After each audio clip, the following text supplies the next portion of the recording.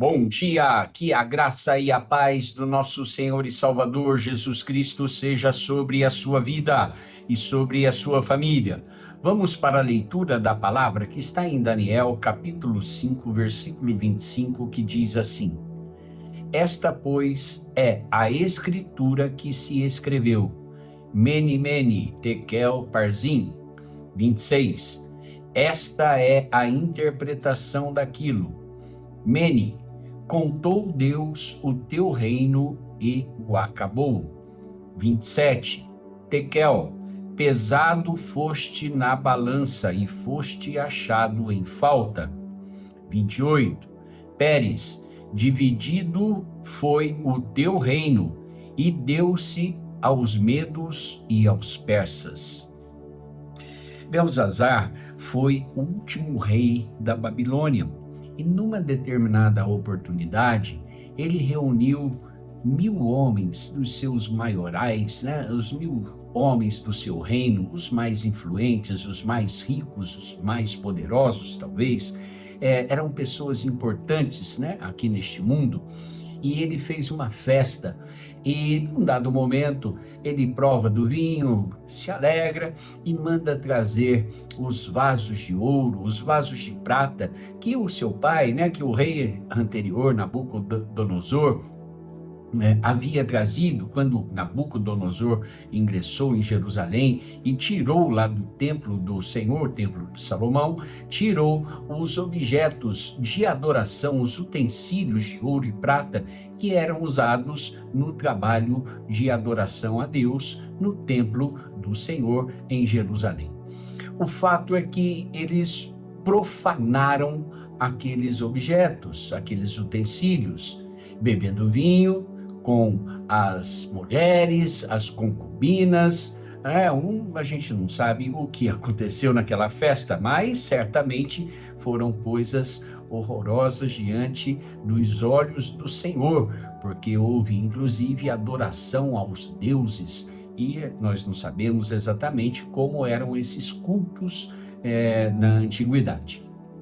O fato é que na mesma hora, meus irmãos, veio uma mão e o rei Belzazar viu essa parte dessa mão escrevendo estas palavras no espelho. E ele temeu, ficou apavorado com aquilo, mandou chamar, tentou chamar os magos, os sábios.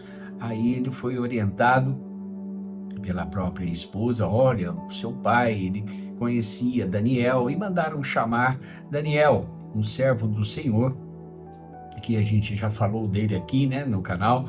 Ele havia sido levado cativo para a Babilônia, ainda muito jovem, e ele ali ele assentou no seu coração: eu não vou pecar contra Deus aqui nessa terra.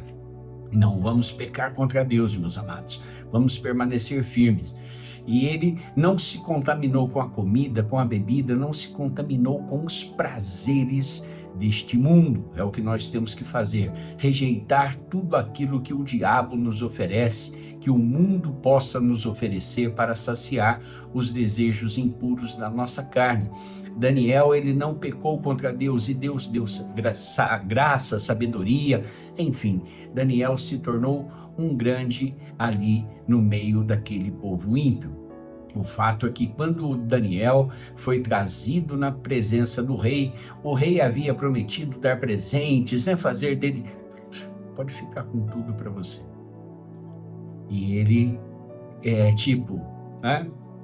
fala alguma coisa boa para me agradar, Fala que isso aí é um recado de Deus para mim, Imagino eu, que o Belzazar pensou dessa forma: Daniel, pode ficar com tudo para você. O homem de Deus, meu irmão, ele não se vende, ele não entrega aquilo que Deus não falou. E Daniel deu a revelação dessas palavras exatamente como Deus mandou. E assim, meus irmãos, naquela noite, Belzazar morreu. O império foi dividido, os inimigos entraram e ali acabou o reinado daquele rei. Então, meus irmãos, nós temos que tomar muito cuidado com a nossa vida. O que é que nós estamos priorizando? Muitas pessoas estão preocupadas em ganhar dinheiro, trabalhar, prosperar na vida, cuidar bem da família, comprar casa nova, carro novo. Tudo isso é bênção, é bênção. Tudo isso é bênção. Não é pecado ser rico, não é pecado de jeito nenhum.